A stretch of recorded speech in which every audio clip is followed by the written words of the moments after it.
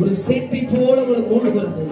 நீ உடைந்து வந்த உள்ள வரும்போது பல கேள்விகளோடு வந்த அந்தவரை என்ன செய்வேன்னு சொல்லி வந்த உள்ள வரும்போது நீ என்னோடு இருக்கிறான் வந்த என்னை மறந்து போனீங்களோ, என்னை கைவிட்டீரோ, அந்தவரை என்ன செய்வேன்னு சொல்லி திகைத்து வந்த ஆண்டவர்களை மூடி மறைக்கிறார்.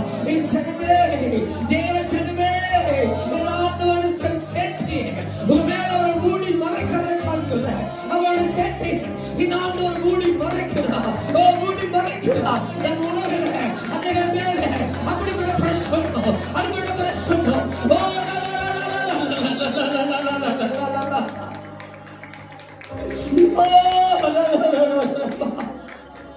ஒரு பிரசன்னம் ஒவ்வொரு மேலும் நிரப்பிக் கொண்டே இருக்கிறது. அவருடைய கிருபை நிரப்பிக் கொண்டே இருக்கிறது. என்ன செய்ய போறது தெரியலையே, அவருக்கு என்ன செய்ய போறது தெரியலையே. நீ செய்ய வேண்டியது ஒன்றே ஒன்று, அவரை உயர்த்துங்க, அவரை உயர்த்துங்க, அவரை உயர்த்துங்க.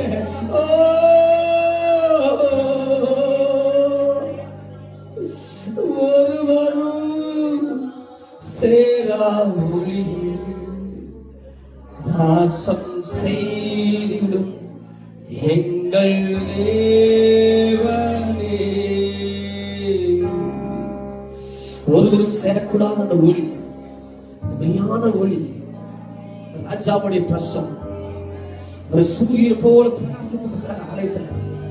ஒரு சூரியனை போல பிரகாசிக்கிறார். அவர் சூரியனை போல பிரகாசிக்கிறார்.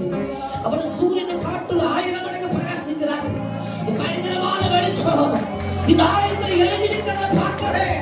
நான் காதல் நினைக்கிறேன். ஆனா அந்த பிரசனத்தை பார்க்கும்போது ஒரே ஒரு கைது, நான் மண்ணு, நான் மண்ணு, நான் மண்ணு. அவர் யெகோவா, அவர் சர்வ வல்லமையுள்ள தெய்வம், அவர் சர்வ வல்லமையுள்ள தெய்வம், அவர் சர்வ வல்லமையுள்ள ராஜாதி ராஜா, அவர் சர்வ வல்லமையுள்ள ராஜாதி ராஜா. ஓ ராஜா, என் சரீரம் நடுங்குறத உணர்கிறேன்.